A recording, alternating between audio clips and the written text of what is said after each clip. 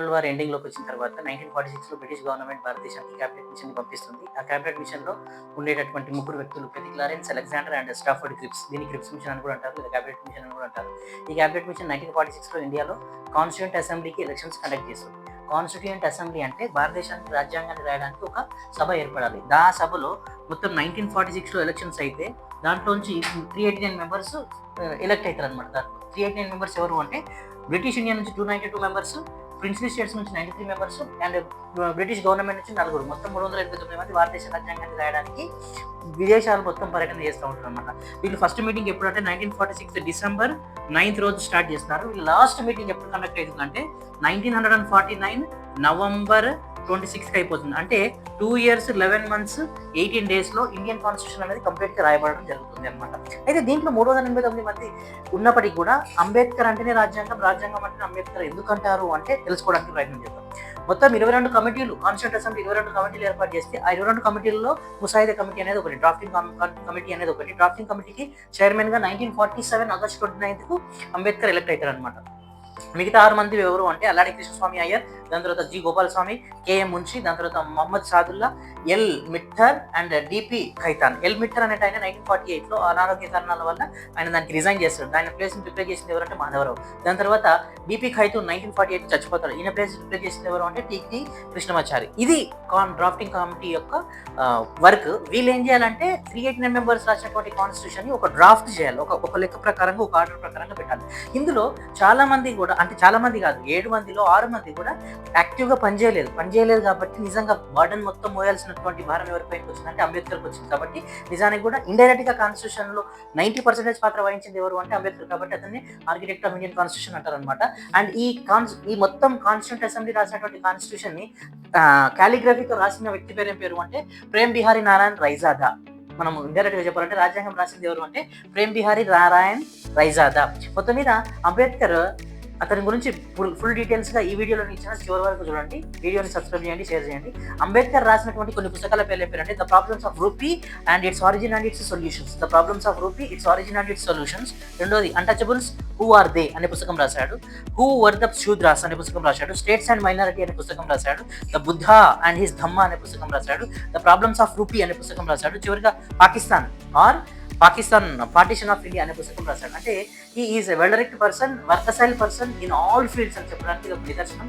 పూర్తిగా అంబేద్కర్ ఏప్రిల్ 14 జయంతి గురించి detail complete చివరి వరకు చూడడానికి ప్రయత్నం చేయండి. Thank you. ఏప్రిల్ 14 ఒక వ్యక్తి గురించి తెలుసుకోవడానికి ప్రతి భారతీయ యువకుడు నడుం బిగించాలి. ఆ వ్యక్తి నడిచే గ్రంథాలయం అని చెప్పొచ్చు, 10 మాటలు చెప్పకుండా. వాకింగ్ ఎన్సైక్లోపీడియా అనొచ్చు. భారత రాజ్యాంగ నిర్మాత, న్యాయవాది, ఆర్థికవేత్త, రాజకీయ నేత, సంఘ సంస్కర్త, అధ్యాపకుడు అయినటువంటి భీమ్రావ్ రామ్జీ అంబేద్కర్ మనందరికీ ఎలా తెలుసు అంటే బాబాసాహెబ్గా తెలుసు. ఇతను 1891 ఏప్రిల్ 14th జన్మించాడు. 1956 డిసెంబర్ 6th పరమపదించాడు. ఇతని జీవితాంతం చేసినటువంటి సేవలు ఏంటిదంటే న్యాయవాదిగా, ఆర్థికవేత్తగా, రాజకీయ నేతగా, సంఘ సంస్కృతగా, అంటరానితనం కుల నిర్మూలన కోసం ఎంతో కృషి చేశాడు. అతడే భారతదేశానికి మొట్టమొదటి న్యాయశాఖ మంత్రిగా కూడా పనిచేశాడు. ఇతను కొలంబియా యూనివర్సిటీ నుంచి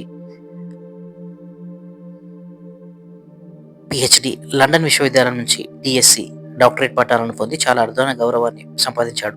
న్యాయ, సామాజిక, ఆర్థిక శాస్త్రాల్లో పరిశోధనలు చేశాడు. మొదట్లో న్యాయవాదిగా, అధ్యాపకుడిగా, ఆర్థికవేత్తగా పనిచేశాడు. తరువాత భారతదేశ స్వాతంత్రం, పత్రికల ప్రచురణ, దళిత సామాజిక రాజకీయ హక్కులు, భారతదేశ రాజ్యాంగ వ్యవస్థాపన కోసం చాలా కృషి చేశాడు. 1956లో ఇతను బౌద్ధ మతాన్ని స్వీకరించడంతో పాటు చాలా మంది దళితులని కూడా బౌద్ధంలోనికి మత మార్పిడి చింతచెత్తుగా ప్రేరణ పొందించాడు. 1990లో భారతదేశ ప్రభుత్వం అత్యున్నతమైనటువంటి పురస్కారమైన భారతరత్నను ఇతనికి మరణాంతరం ప్రకటించింది. భారతదేశ చరిత్రలో చిరస్మరణీయంగా నిలిచిన నాయకుడు. ఇతను చేసిన విశేష కృషిని, ఇతని పుట్టినరోజుని అంబేద్కర్ జయంతిగా దేశమంతా జరుపుకుంటుంది. 2001లో the history channel, Reliance mobile భాగస్వామ్యంతో అవుట్లుక్ మ్యాగజైన్ నిర్వహించిన ద గ్రేటెస్ట్ ఇండియన్ పోల్లో అతని మొదటి స్థానంలో ఎంపికయ్యాడు. ఇతని బాల్యం గురించి తెలుసుకుంటే భీమ్రావ్ రామ్జీ అంబేద్కర్ 1891 ఏప్రిల్ 14th అప్పటి సెంట్రల్ ప్రావిన్స్లోని సైనిక స్థావరమైన మౌ అనే గ్రామం, ఇప్పుడు అది మధ్యప్రదేశ్లో ఉంది. అతని తండ్రి పేరు రామ్జీ మాలోజీ సక్పాల్, తల్లి పేరు భీమాబాయి. దంపతులకు చివరి సంతానంగా 14వ వ్యక్తిగా జన్మించాడు.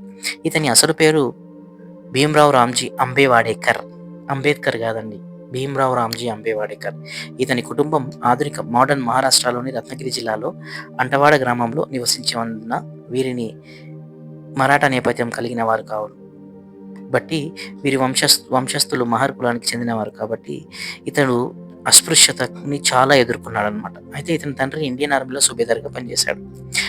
ఇతని తల్లి ఇతనికి 6 ఏళ్ల వయసు ఉన్నప్పుడే పెద్దగా పట్టించుకోకపోవడం, సరిగ్గా కాన్షియస్ లేకపోవడం, అవగాహన లేకపోవడం, అవేర్నెస్ లేకపోవడం, ఎకనామికల్ ప్రాబ్లమ్స్ ఉండడం వల్ల చచ్చిపోయింది. మొత్తం 13 మంది తోబుట్టువుల్లో 9 మంది అకాల మరణం చెందగా 2 అక్కలు 2 అన్నలు మాత్రమే మిగిలారు.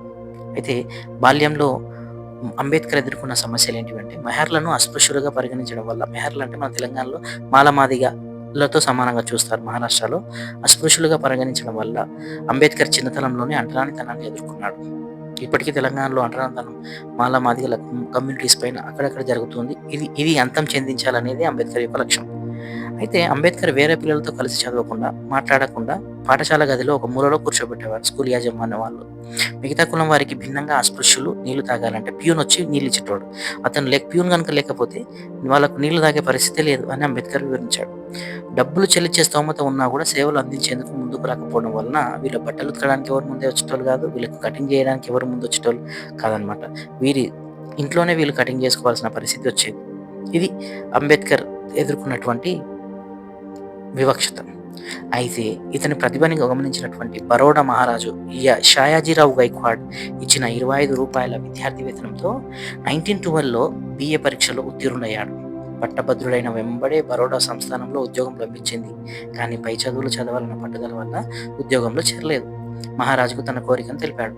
విదేశంలో చదువు పూర్తి చేసిన తర్వాత బరోడా సంస్థానంలో 10 ఏళ్లు పనిచేసే షరతుపై 1913లో రాజుగారి ఆర్థిక సాయం అందుకొని కొలంబియా విశ్వవిద్యాలయంలో చేరాడు. 1915లో MA, 1916లో PhD పట్టాలను పొందాడు.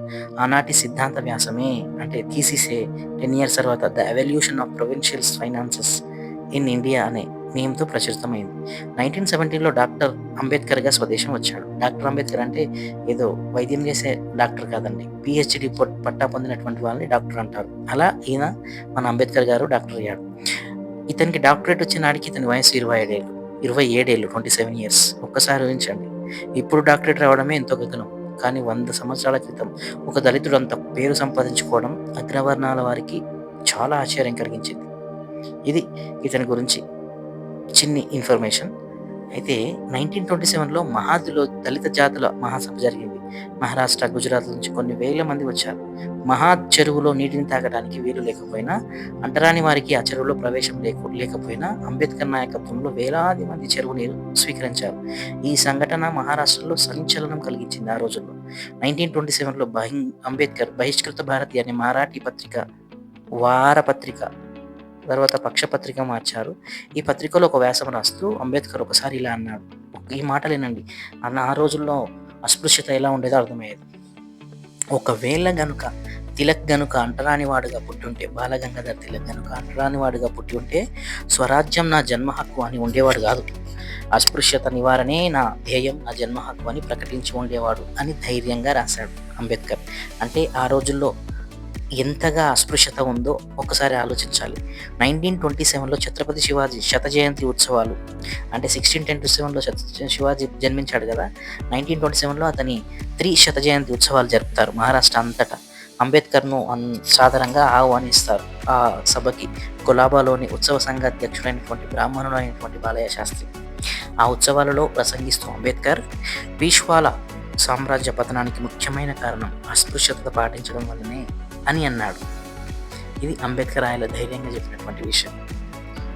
అయితే గాంధీజీకి అంబేద్కర్ 2-3 విషయాల్లో అభిప్రాయ భేదాలు ఉండేవి అన్నమాట. ఆ అభిప్రాయ భేదాలు ఏంటిదంటే దళితులకు ప్రత్యేకమైన నియోజకవర్గాలు ఉండాలి, అందులో దళితులు మాత్రమే ఓటేయాలి అని అంబేద్కర్ బలంగా వాదిస్తే, కాదు ఇది హిందూ సమాజాన్ని దెబ్బతీసే విధంగా ఉంది ఈ ఆలోచన అని చెప్పి 2వ రౌండ్ టేబుల్ సమావేశం నుంచి బయటకు వస్తాడనమాట. ఎవరు? గాంధీజీ. నిజానికి 3 రౌండ్ టేబుల్ సమావేశాల్లో పాల్గొన్నటువంటి వ్యక్తి పేరు ఏం పేరు అంటే అంబేద్కర్. అయితే ఇలా 1931, 1932లలో రౌండ్ టేబుల్ సమావేశాలు జరిగితే భారతీయ జాతీయ కాంగ్రెస్ తరపున గాంధీజీ హాజరవుతాడు. ఈ సమావేశంలో గాంధీజీకి, అంబేద్కర్‌కు అభిప్రాయ భేదాలు ఏర్పడతాయి. ఇందాక చెప్పినటువంటి విషయాల ప్రకారంగా 1932లో రామ్సే మెక్‌డొనాల్డ్ కమ్యూనల్ అవార్డును ప్రకటించడం జరుగుతుంది. దీని ప్రకారం దళితులకు ప్రత్యేక నియోజకవర్గాలు ప్రతిపాదించడం జరిగింది.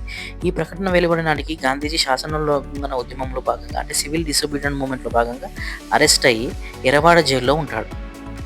ఈ ప్రకటన గురించి తెలుసుకొని గాంధీజీ నిరాహార దీక్ష చేపడతాడు.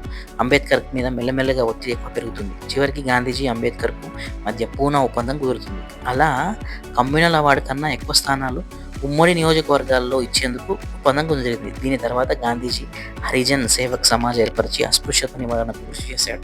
అంబేద్కర్ను కూడా ఇందులో భాగస్వామిని చేశాడు. కానీ అంటరానితనం నిర్మూలనలో గాంధీజీకి ఉన్న చిత్తశుద్ధి మిగతా కాంగ్రెస్ నాయకులకు లేదు అని అంబేద్కర్ గాంధీజీ నుంచి మెల్లగా బయటికి వచ్చేసి all India depressed classes society, all India depressed classes Congress, all India scheduled cost federation వంటి అనేకమైన రాజకీయ పార్టీలను ఏర్పాటు చేసి దేశవ్యాప్తంగా దళితులని సమీకరించేందుకు ప్రయత్నం చేశాడు.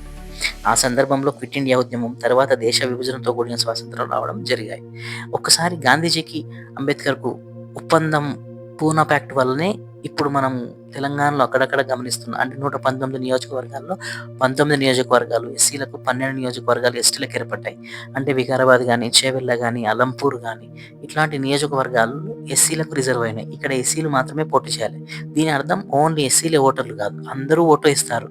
కానీ నీ రిప్రజెంటేటివ్స్ ఎవరైతారు అంటే ఎస్సీలు మాత్రమే రిప్రజెంటేటివ్స్ అవుతారు. ఇది గాంధీజీకి అండ్ అంబేద్కర్కు మధ్య కుదిరినటువంటి ఒప్పందం.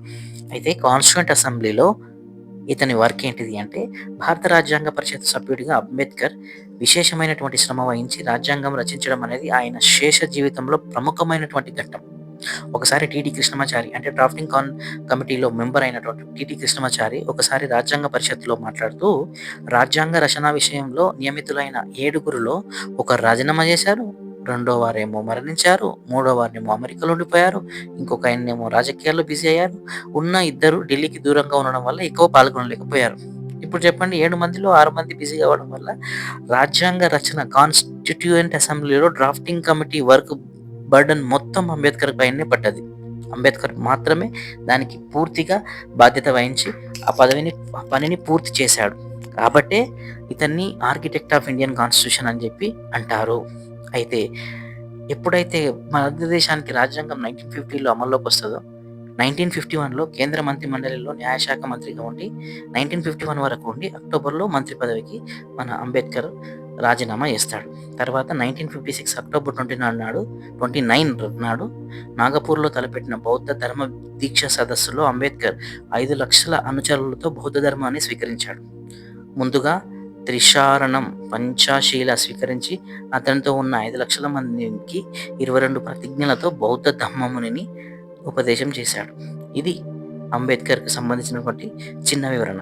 అయితే అంబేద్కర్ చదివినటువంటి చదువు డిగ్రీలు ఒకసారి యువత తెలుసుకోవాలి. 1912 he passed his BA from Bombay University. 1915 he cleared his MA from Columbia University.